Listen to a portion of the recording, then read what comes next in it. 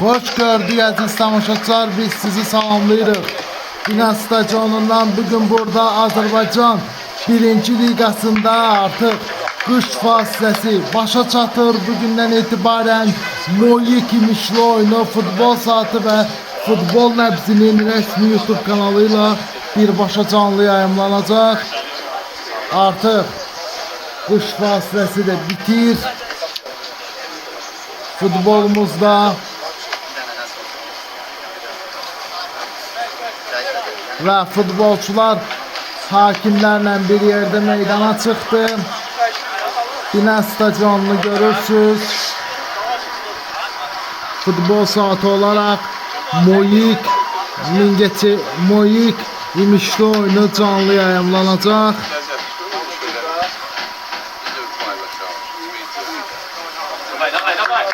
Ve xatirə şekli çektirdi.